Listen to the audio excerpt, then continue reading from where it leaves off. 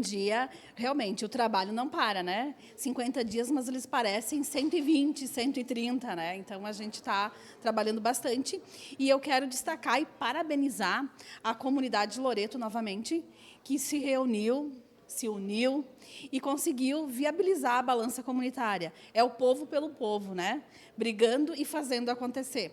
Porque quando a gente precisa de algo, o povo se reúne e consegue fazer. Em compensação, a gente visita a comunidade de Loreto, que é uma comunidade do interior e que agora a gente tem safra da uva, e a gente vê as estradas precárias. Então, é um contraponto bem interessante da gente perceber no interior de Forqueta e nos outros interiores também, né?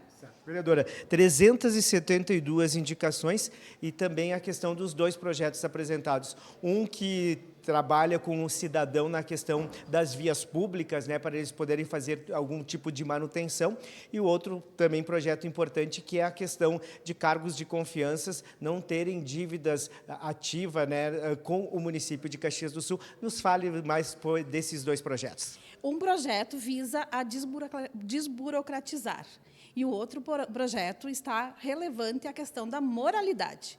Eu acredito que qualquer trabalhador, né, ele tem direito a trabalhar aonde ele quiser, mas ele tem deveres também. Então, a gente tem que, sim, pagar as nossas contas em dias e tudo certinho.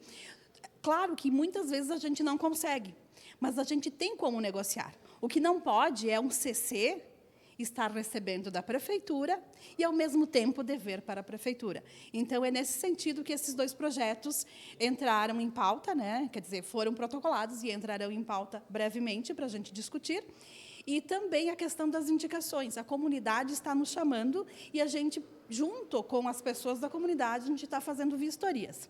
Então, a nossa agenda da tarde está sempre lotada, justamente porque a gente está indo até os bairros, e não só ao bairro Forqueta ou Desvio Risso, que é o bairro da vereadora, mas sim para outros bairros também que eu nem sequer conhecia e estou vendo a realidade dura das pessoas que sofrem dia a dia. Então, a gente está aí justamente para melhorar a qualidade de vida das pessoas, e porque é pelas pessoas e para as pessoas que a gente trabalha. Vereadora, obrigado pela sua participação, uma boa continuidade de trabalho. Muito obrigada e convido a todos para acompanhar o nosso trabalho através das redes sociais e da TV Câmara. Obrigado.